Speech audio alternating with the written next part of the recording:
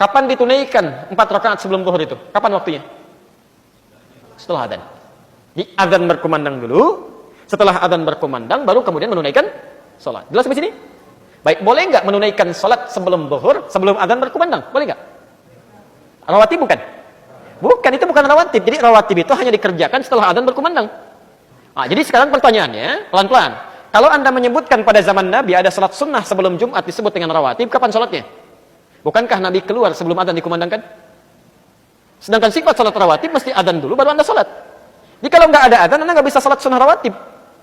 Awas, hati-hati ya. Awas. Jangan terlampau soleh karena Nabi pun tidak mengerjakannya. Ya, jadi tolong jangan terlampau soleh di sini. Ada dalil kita ambil. Ya. Lihat konstruksi hukumnya. Nabi keluar, adzan belum berkumandang.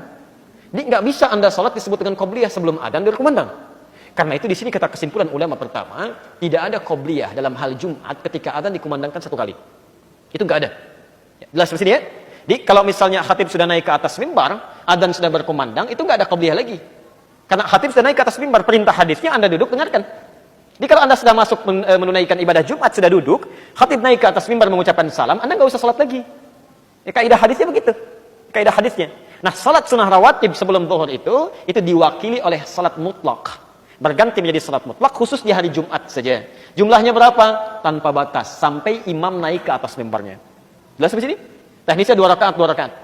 Maka diistilahkan oleh para ulama dengan salat intidhar. Salat menunggu imam sampai naik ke atas mimbar. Jumlahnya 2 rakaat, salam. 2 rakaat, salam. Sampai imamnya naik ke atas mimbar. Ya, jelas ya? Jangan terlalu pesimis misal. Gimana nggak enak kalau nggak salat qabliyah? Jangan nggak enakan. Nabinya nyuruh kita begitu. Nabi menyuruh kita begitu. Jadi salat sunnah qabliyah zuhur itu karena waktu Jumat diganti menjadi salat sunnah mutlak, jelas ya? Dan pahalanya Anda dapat. Ya. Baik. Sekarang pertanyaannya.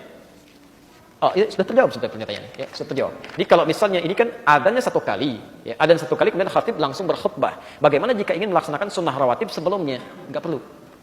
Jadi kalau misalnya adzan sudah berkumandang, khatib sudah berkhutbah, Anda tidak usah salat sunnah lagi. Duduk dengarkan. Itu yang sunnah bahkan dari Nabi. Ya. Baik.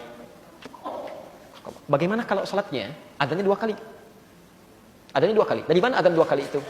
Muncul kisahnya di masa Utsman bin Affan. Jadi zaman Nabi tidak ada, zaman Abu Bakar tidak ada, zamannya Umar tidak ada, zamannya Utsman bin Affan itu kemudian muncul persoalan ini. Dari mana munculnya? Maaf, ya. Jamaahnya semakin meluas, umat Islam membludak yang masuk Islam, masjid yang terbatas, di antara keterbatasannya tidak memiliki sound system seperti canggihnya antum saat itu. Bisa manggil sana sini, masya Allah.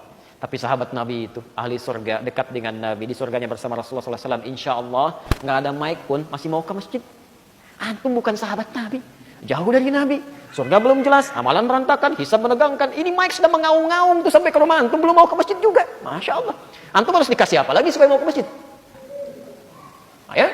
Jadi persoalan ketika dipanggil di Jumatan, ada yang belum dengar. Ada yang masih di ladangnya, di sawahnya macam-macam. Sementara suara muadzin kan terbatas itu. Sekuat-kuatnya Bilal sampai mana sih kedengarannya? Sampai mana gitu kan? Baik, dari sini kemudian diijtihadkan oleh beliau. Ini ada orang ketika Jumatan, banyak yang terlambat, sudah mau selesai baru pada datang. Karena nggak dengar adzan.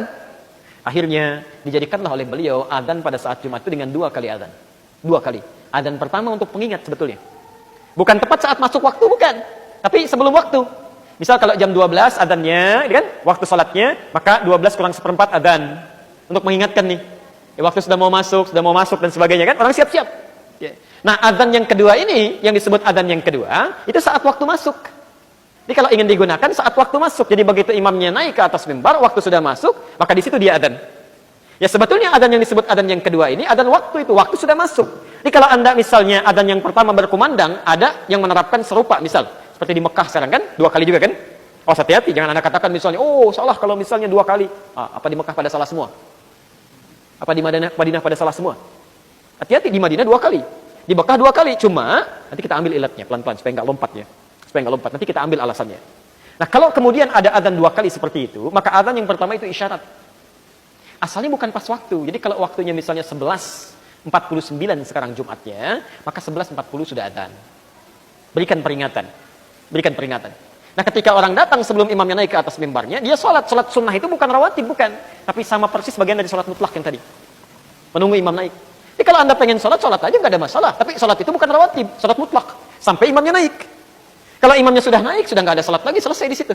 Adzan kemudian dikumandangkan, masuk waktu sholat. Ya, jelas sampai sini? Baik, kalau sudah jelas, itu hukum yang dimaksud dengan salatnya. Tapi sekarang bagaimana hukum azannya? Dalam kaidah usul fiqh berlaku hukum illat. Ya, al-hukmu yaduru ma'a illatihi. Hukum itu bisa diberlakukan bergantung kepada sebabnya. Zamannya Utsman bin Affan, sebab adzan 2 kali itu karena memang orang banyak, perangkat untuk manggil nggak ada, maka adzan 2 kali. Maka kata para ulama, kalau illatnya sudah nggak ada, maka kembali ke hukum asal. Kalau sebab itu sudah dihilangkan, sudah nggak ada sama sekali, orang sudah paham, maka nggak perlu 2 kali lagi, karena alat sudah ada. Ya, mic-nya sudah ada, perangkat komunikasinya sudah ada, pengingatnya sudah ada, alarmnya. Maka kalau sudah sedemikian itu sudah ada canggihnya, nggak perlu menggunakan 2 kali adzan lagi, cukup sekali saja. Sudah orang bisa dipanggil. Walaupun kalaupun 2 kali tidak dipersalahkan kalau ingin mengingatkan. Tapi sunnahnya di sini berlaku hukum semula karena ilat telah hilang. Supaya tidak menyebar, maaf ya, tidak menyebar kemudahan-kemudahan yang dimudah-mudahkan. Sudah adzan nih, tenang, baru adzan yang pertama, belum yang kedua. Padahal Anda sudah lihat waktu pun sudah mepet gitu kan? Nah, ini persoalan-persoalan yang muncul kemudian. Ya. Maka jika kemudian ilatnya sudah hilang, maka tidak perlu menggunakan 2 kali lagi kecuali ada alasan tertentu. Seperti di Mekah, orang tawaf dikasih adzan yang pertama supaya nggak kaget. Adzan pertama supaya siap-siap dulu, rapikan dulu. Di Madinah juga demikian supaya agak cepat-cepat berangkat dan sebagainya karena berburu di situ. Ada 1000 kebaikan.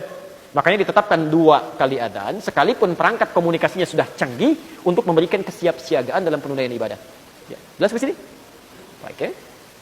Jadi intinya jawaban dari pertanyaan ini berdasarkan keterangan tadi, kalau adzan 1 kali, pendapat yang paling kuat di sini dalam tarjih tidak perlu menunaikan salat sunnah lagi, jelas ya, tapi langsung duduk mendengarkan khutbah.